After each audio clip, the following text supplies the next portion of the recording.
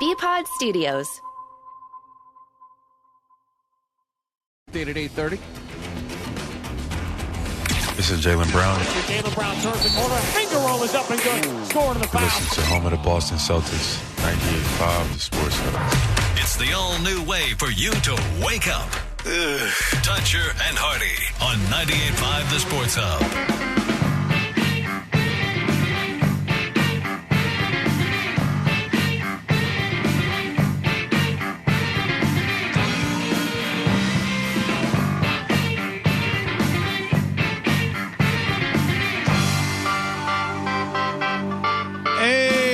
Toucher and Hardy. This hour is brought to you by the FanDuel Sportsbook. Make every moment more with FanDuel. It's Valentine's Day. Hardy left his wife a beautiful card for him and one from the dog that he wrote the dog one in his left hand, mimicking the dog's handwriting. That's right. And John did nothing for his wife. No, that's not true. What'd you do? You never asked me. I said, I'm sorry. You never asked me. I was feeling left out. No, a dozen roses, candy, card this morning. You left them there so she'll see those when she wakes up? Correct. Wow. Because she works out of the home. Yes. Oh, John. I'm sorry. Let the birds soar. Come on now. I am so sorry. That was delightful. Did she send you a nice text or a call? No, I did. I have not gotten either of those. That woman, why doesn't she love you more? I don't know. Did you get one, Hardy? No. I told you I wouldn't. That's true. You did. You did say that. She said she's nonplussed by the whole thing. You know, you got to do some things for Valentine's Day. But I'll tell you the one of the things I did for Valentine's Day. I got my daughter candy. Oh, that's Isn't nice. that the sweetest you get your daughter? That's anything? nice. She asked for a gift. gift. Your daughter anything for Valentine's Day? No, I let their mother handle all their gifts. Oh, well, that's you're a crap dad. What a garbage dad. I do the big stuff. Like, you know, every Christmas there's like one like family gift, and that is my domain. This year it was the nice new ping pong table that I purchased, picked up, assembled, all that stuff. Yeah. And my daughter and I play ping pong every day. Yeah. Me and my daughter, a little closer, I guess, than you and your daughter. But really, how many times have you played ping pong with your daughter? Like in this week? Because we did. I don't play ping pong with her emotions. We played 5 She's games always series, holding serve. Monday and Tuesday. Oh, Jesus, Jones. She's always she's undefeated in the game of parental ping pong. I don't know what to do with that. Don't do anything with it. Just ignore it. And every time hope that he says something next to move things along. Every time she hits the ball to me, I catch it and put it in my heart. Yeah. Okay. Good. Well done. You win. Thanks. But that's not the goal of my game of parental ping pong. My game is just understanding. Okay. I love to walk.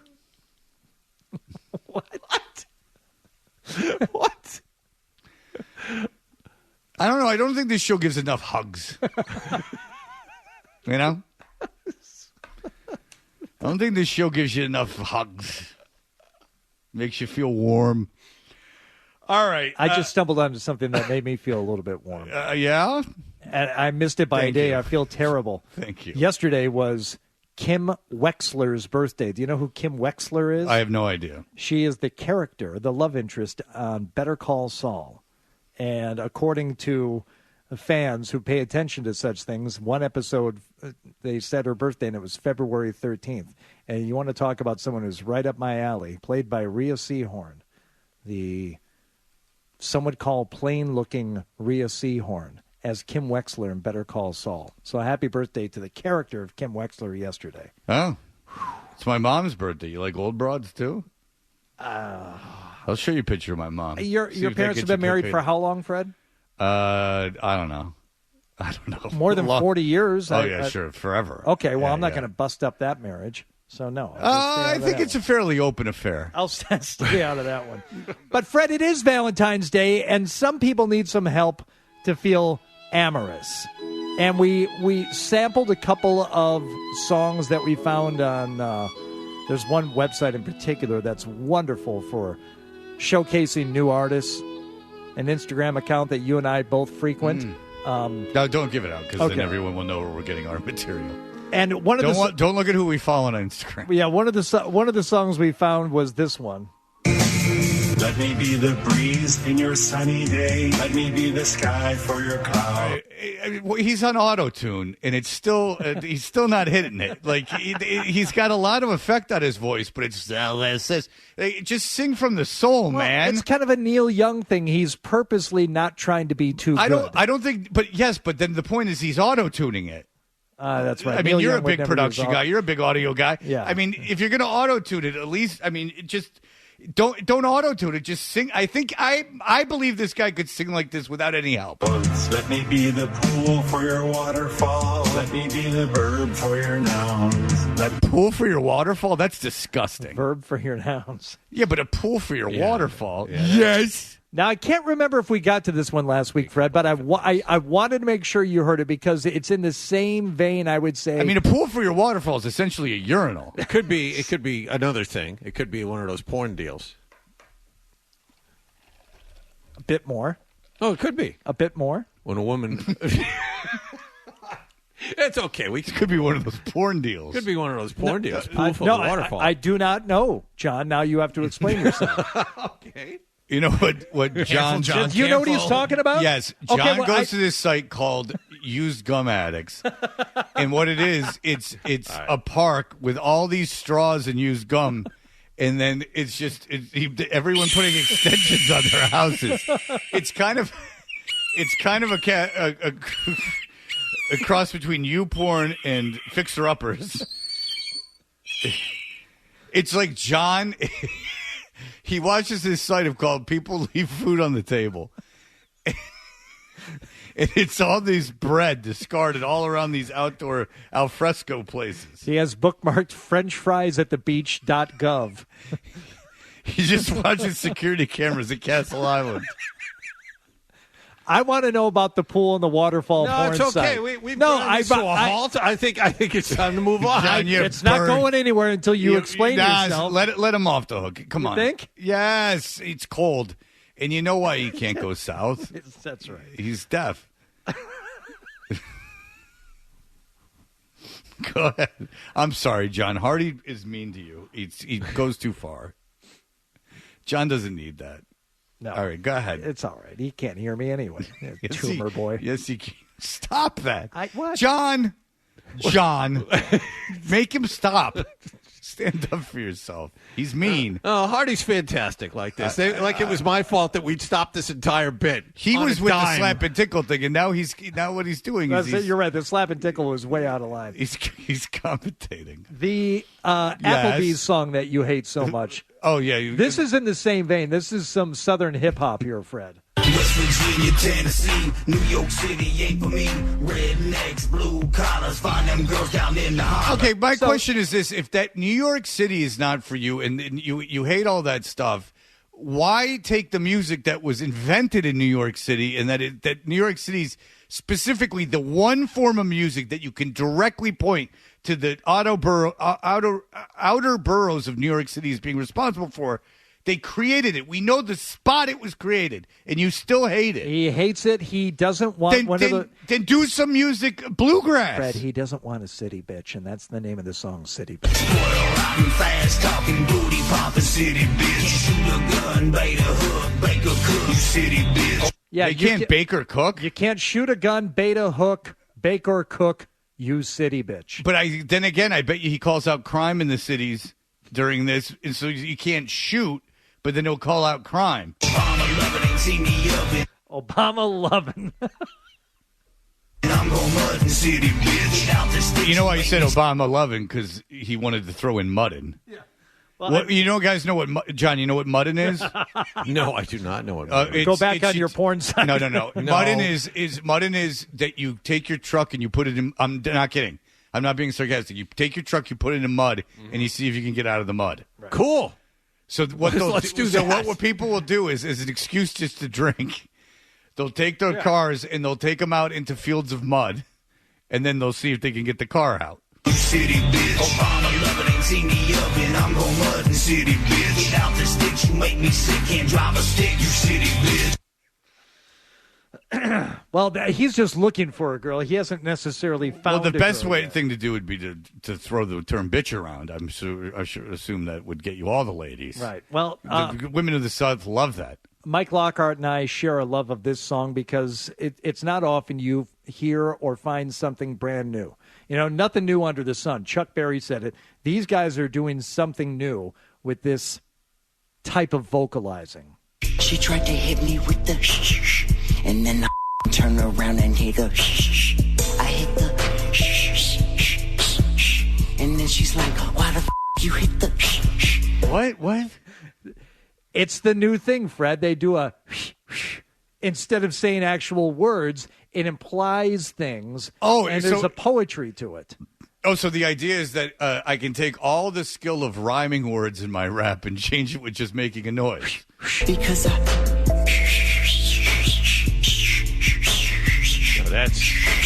This is a terrible idea. It takes everything away. What?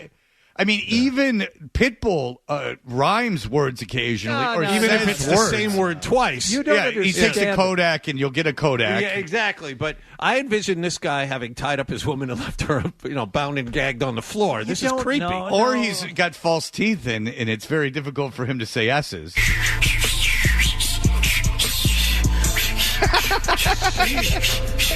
Oh my God! It just should be called nails on a chalkboard. I'm going to make the most annoying. hit her back, talking about she tried to hit me with the and then I turn around and hit her I hit the This is real, and he's being serious. Oh, they produced a video and spent some money on it. Does he look like Saul Rosenberg with the glasses and everything? No, they're young toughs. They're ruffians.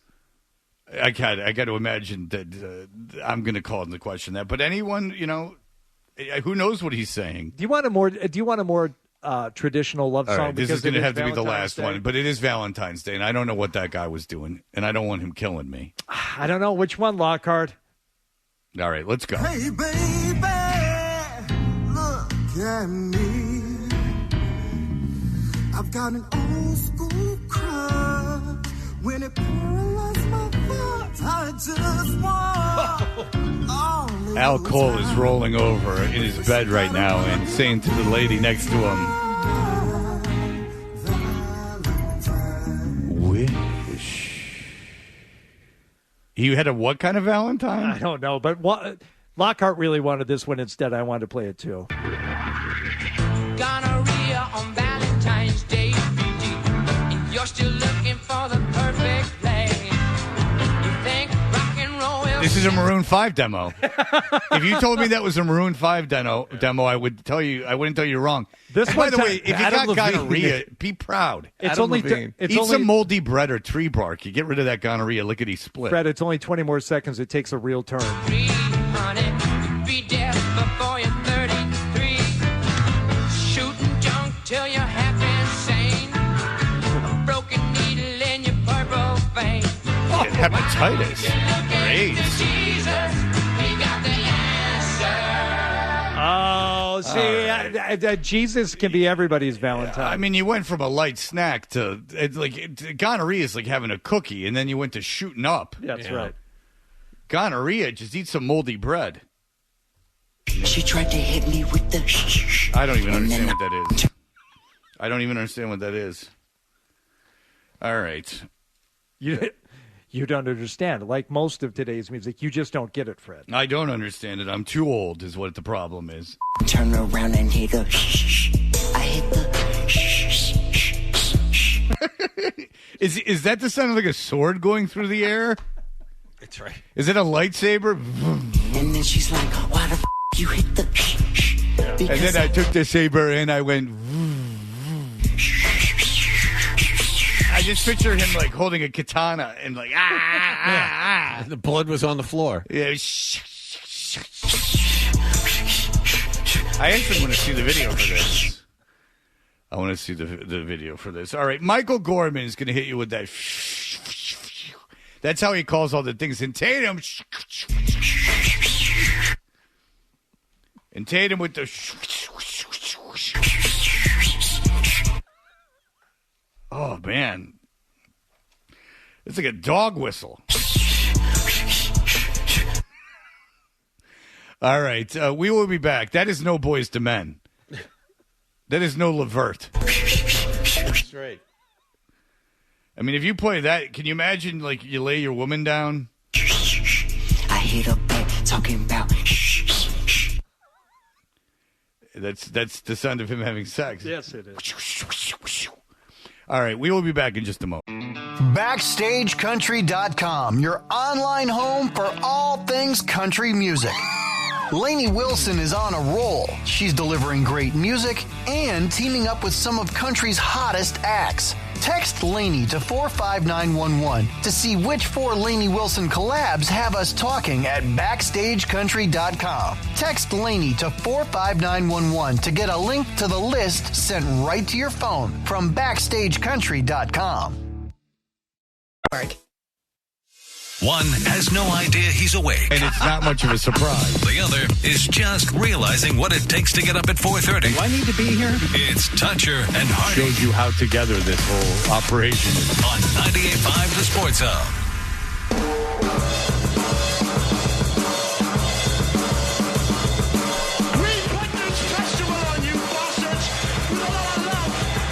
We're Toucher and Hardy. Mike Gorman is the voice of the Boston Celtics for NBC Sports Boston, and Mike is brought to you by Bentley University, proud partner of the Boston Celtics, preparing the next generation of business leaders to be a force on and off the court. Bentley University is a force for business and a force for good.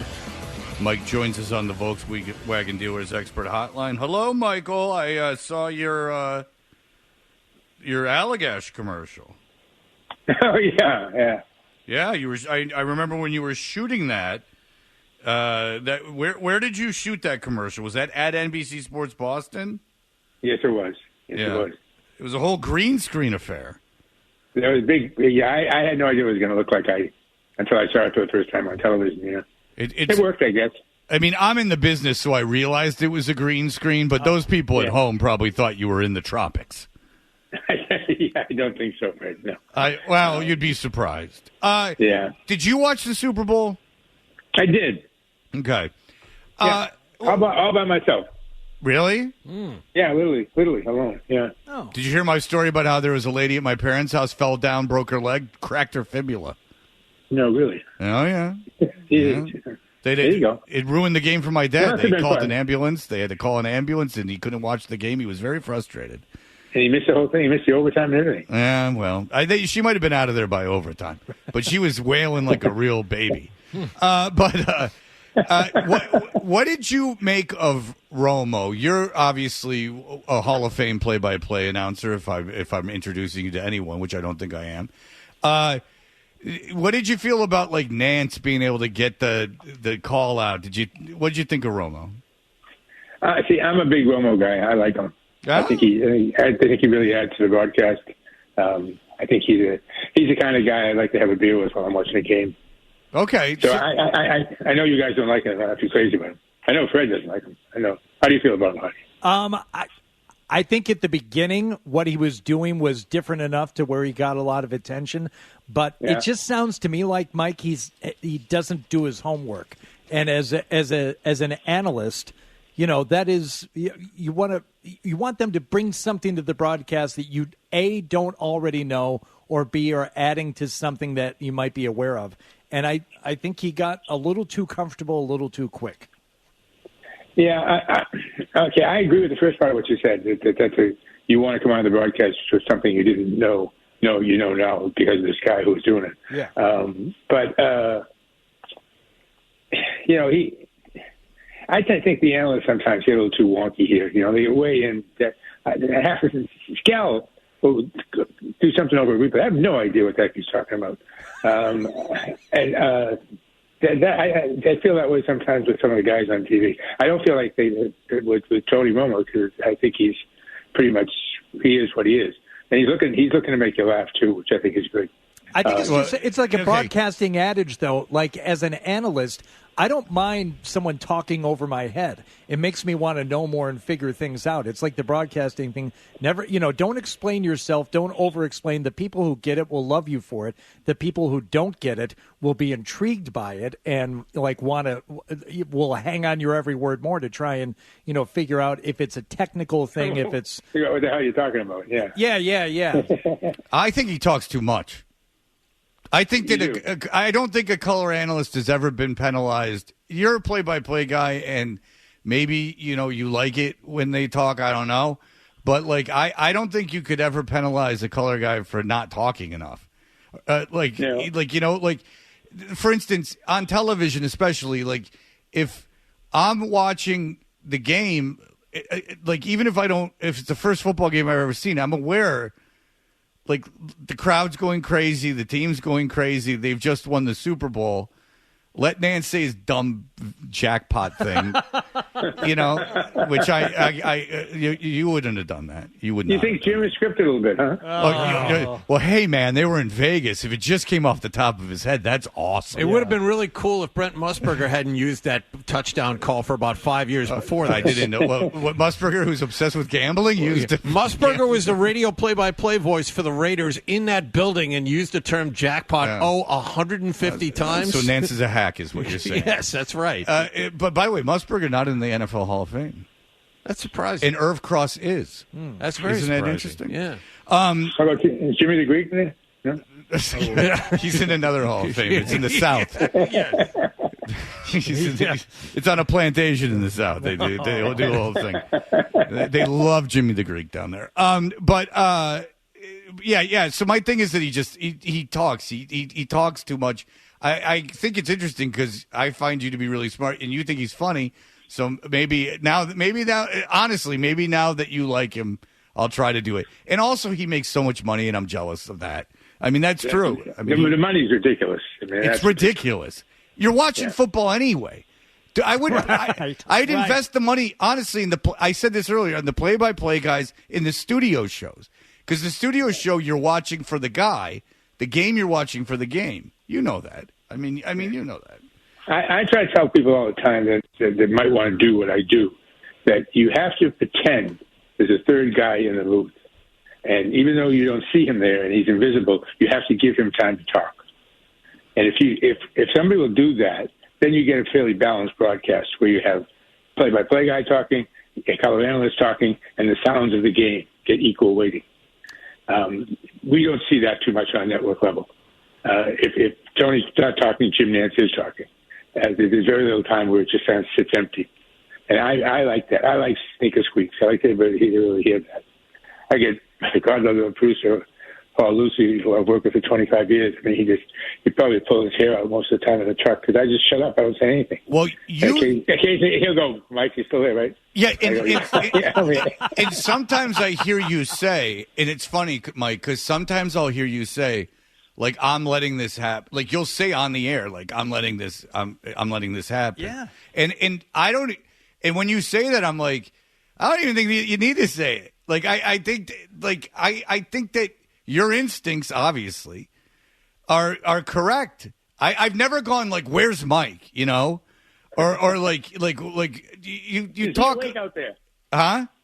Is he awake out there? Yeah, no, I've never thought that ever. No. I've really never thought that. No. I'm not just saying it either. I've never gone like, "Wow, I wonder what happened to Mike."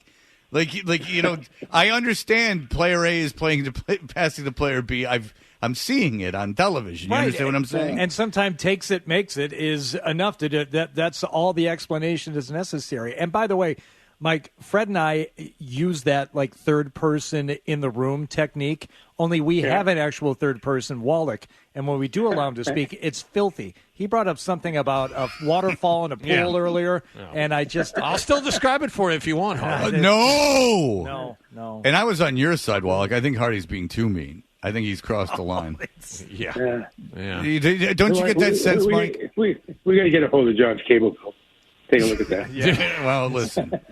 I mean, if it's all bird stuff. A lot of random $19.99 charges. What movie are you renting that costs $20? These should be like $5. What are you doing? And don't you know it's all free on the internet? Well, I like it on the big screen. That's right. I got the scramble box. It's on the fritz. You put a penny in the back of it. That's and you right. Get anything you No, want. it's underneath. You lift it up that way. How It's many not in the times back. did you try to jam a penny into that thing? It's not working for me. I don't have a tally on that.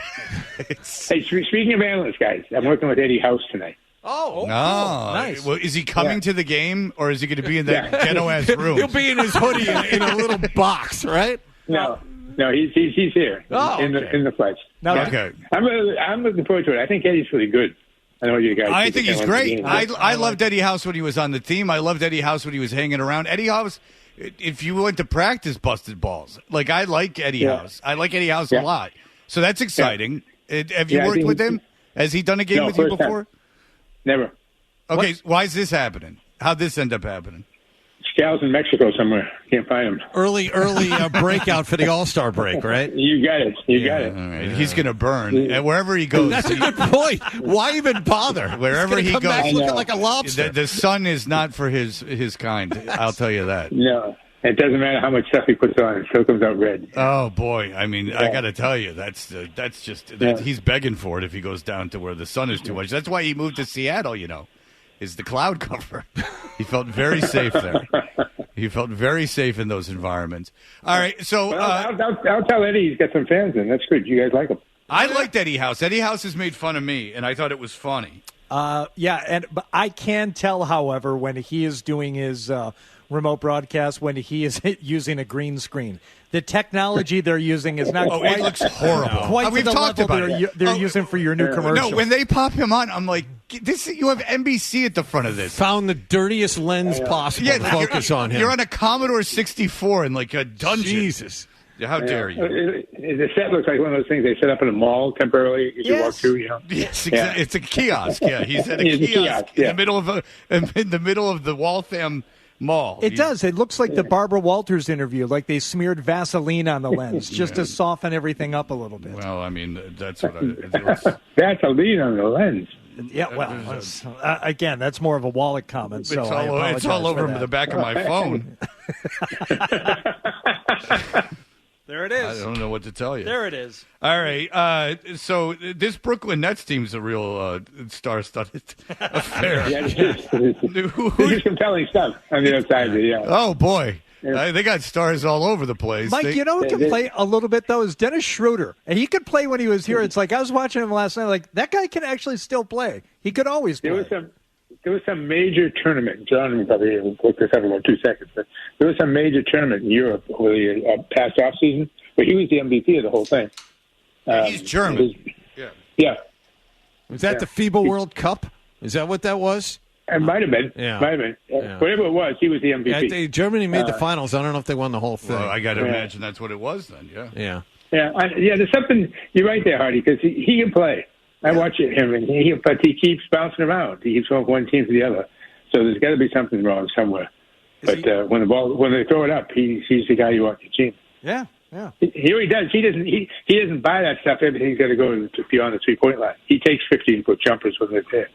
In fact, he's one of the better people in the league in doing that, actually. Right, and it kind of sticks out now because you're either driving to the rim or you're taking a 3-pointer. And Schroeder is one of those guys. He had one last night that was kind of he hadn't even squared up to the rim, but he kind of stepped back, and it was one of those like 12, 15 footers that he made. I'm like, guys can still shoot that shot and make it. Yeah. Okay. Yeah. Good.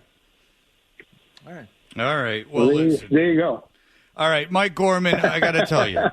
It's always a pleasure. I love having you on, and you like Tony Romo, and because I respect you so much, I will try to diffuse my. I don't like him, but I'm going to try to look at it through your lens, because you do it for a living.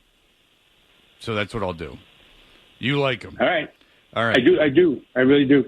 I feel like I'm in the minority in this room right now, but I do. No, you are in the minority of this room. But you did, like we all did, really think Nance hit it out of the park with jackpot. Yeah.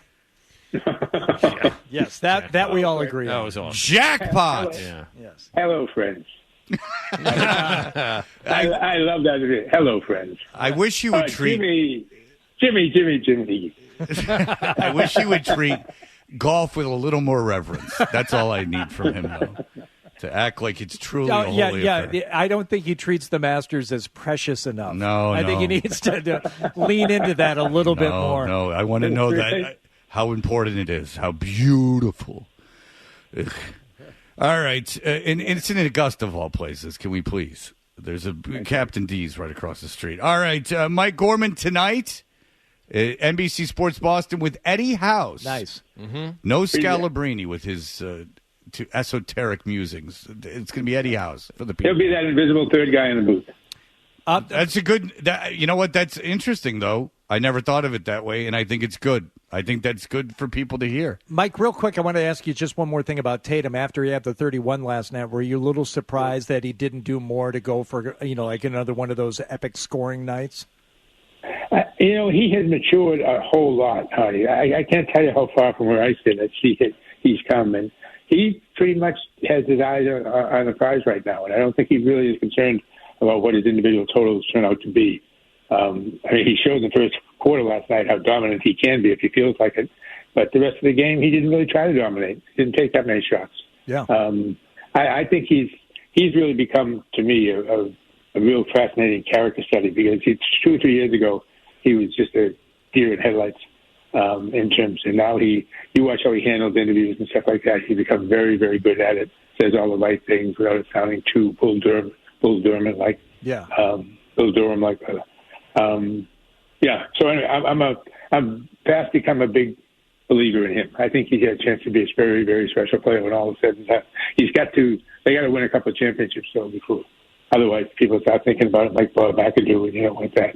Yeah. Well, he's certainly a star. I mean, he's nationally. I mean, they're pushing him. He's outside of basketball. But that does show some promising maturity, and it's like you said, it's like you're kind of watching him mature before your eyes. And to go off for 31 in the first half and then settle for 10 in the second when he could have scored more. No, he was doing what was right for the team and to win the game, and I think that's all positive. Mm-hmm. He was letting the stars from Brooklyn shine. So they got close enough last year, the intelligent ones on the team, to see what could be. And I think he's probably the leader of that pack. So he doesn't care what his totals are anymore. He just cares about winning. And he cares about players not getting hurt. He worries about all the right things as far as I'm concerned, as opposed to guys who sometimes just worry about how many points they had. All right. Well, there you have it. Michael Gorman has been presented by Bentley University, a force for business, a force for good. Michael, thank you so much. We'll all be watching it tonight with Eddie House. Thanks, Mike. So send out a special hello to all you guys. Yeah, Thank nice. You. Oh, well, there you go. There you go. They wouldn't let me in the booth with you. They're too afraid. Still don't get that. Yeah, well, maybe that should be your last broadcast, Mike. Is me and you? that would be my last broadcast. Hey, just whatever the most high-profile game is, you and I, and I'll take the Romo tact of just talking all over you. All right, very good. All right, thank you, Michael. Bye-bye. Bye. There you go, the great Mike Gorman. We'll be back. Here are the headlines. BackstageCountry.com, your online home for all things country music. Award-winning movies often have incredible soundtracks, and many of those have gone on to become country gold. We've picked our top 5 country songs that have been nominated for an Oscar. Text Oscar to 45911 to see if your favorite made the list on BackstageCountry.com. Text Oscar to 45911 and we'll send the link straight to your phone. In the office, in your car, in your footy pajamas, this is how Boston sports fans start their day. I bet you're just jealous. Toucher and Hardy on 98.5 The Sports Hub.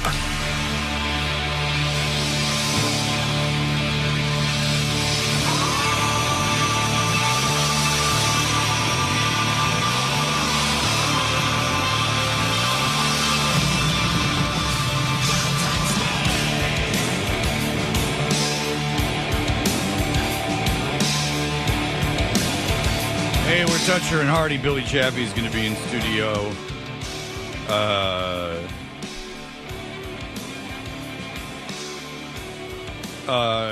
He's talking about, with the cold, and that it rained yesterday. John, you got to walk. We all walk our dogs. I got this dog that my kids were like, get a dog.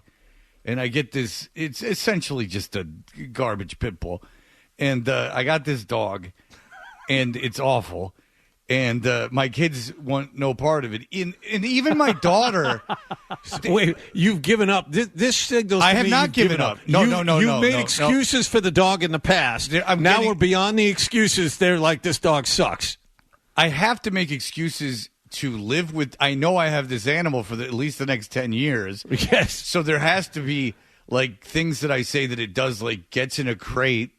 Yeah. Or I don't know what else it does, but anyways, it humps pillows. That's what it does. Well, it's basically a wild animal. But I want to just say this to you before I get to my point: is that this is how much my daughter spends a lot of time. My daughter's always at my house. I get along famously with my daughter. My dog doesn't so much care about my son, but my dog when my daughter's home will, if she has a blanket on her, get under the blanket and like lay upon her, and just lovingly like laying on her. Wonderful. And I'll go like, Zoe, this is it. You wanted this dog, like, and she's just like, I don't care. And I mean, what else could this dog be doing? This is why you want a dog. The companionship. She still acts like she doesn't care, but they don't walk the dog. So the point is, with Hardy, I'm like, he's like, I'm afraid I'm going to fall walking my dog. Yeah, we were talking about falling earlier. I'm like, if I'm going to fall, it's going to be today when I get home to walk the dog on the icy sidewalks. All right, so you know how audiobooks are like 6.5 to 9 hours long? Yeah. Mm-hmm.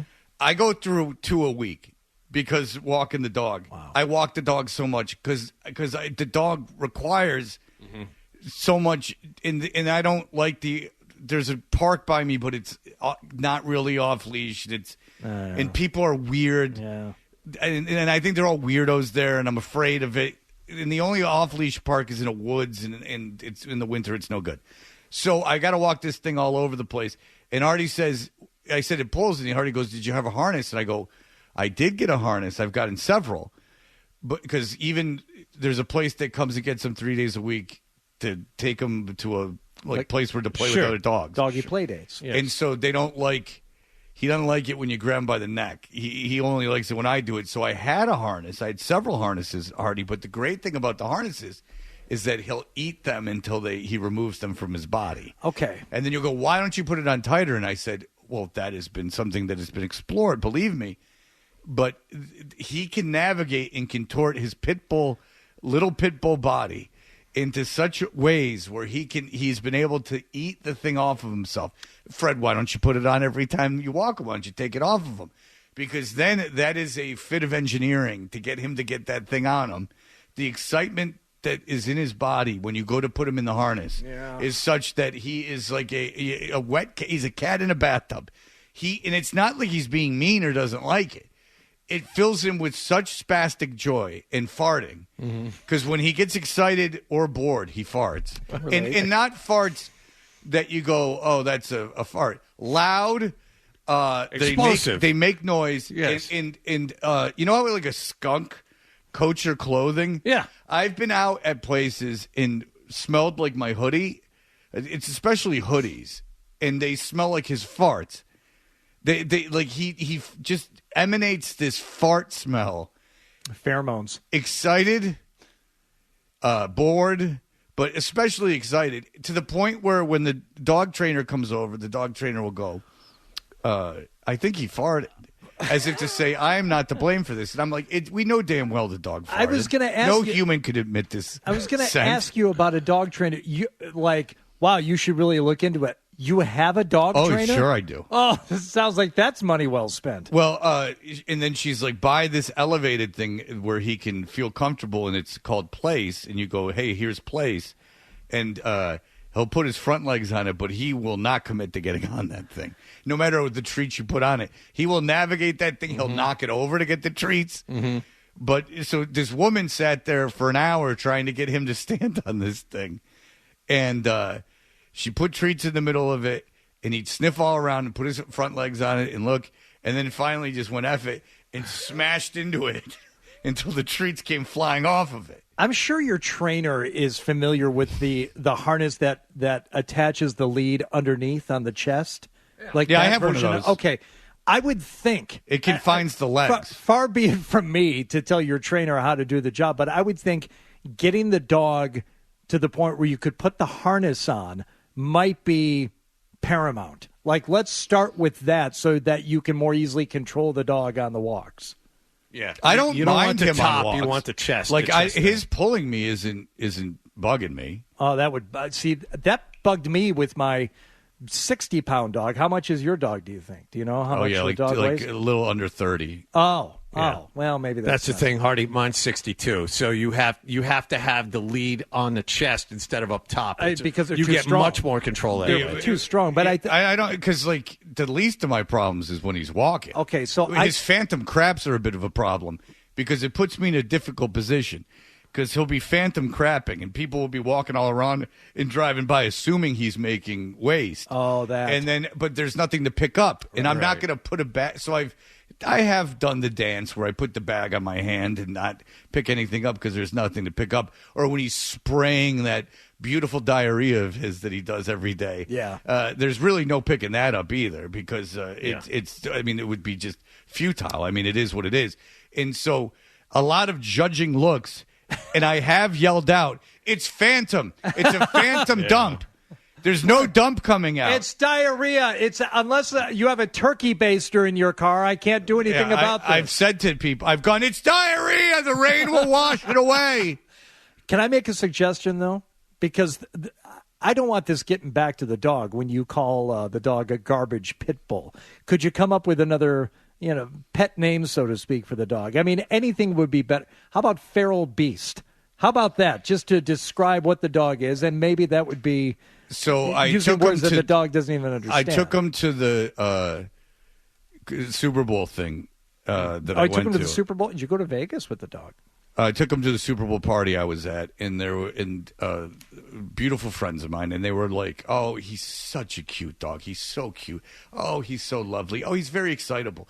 Oh, but he's a great dog, and the kids loved him, and he was nice. He doesn't like attack you or anything." You asked before you brought the dog to the party?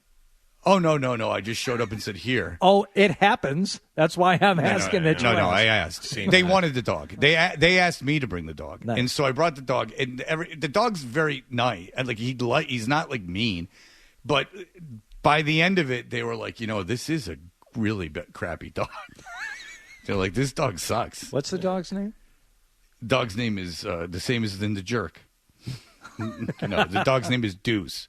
Why is the dog's name Deuce? Deuce Tatum. No, is because when we had him at my parents' house the first day, he ran into. We opened the glass sliding door, and instead of going out the door, he slammed right into the window, and then came out and slammed into the window again. And we said, "Oh, you're just like Milo. You're Milo the second." So he's like a. I thought it was Deuce Gruden, John Gruden's kid. That's what I thought. I thought you're a big Beach Boys fan, Little Deuce Coupe. Yeah. You don't know what I got. Maybe I'll start calling him the Coop. There you go. Just to get really annoying. All right, Billy Jaffe, is he here or is he going to – he could be coming in at any moment. He's coming all the way from around Newton North to Waltham, so he'll tell you how long it takes him. It's all lies. We'll have him in just a moment.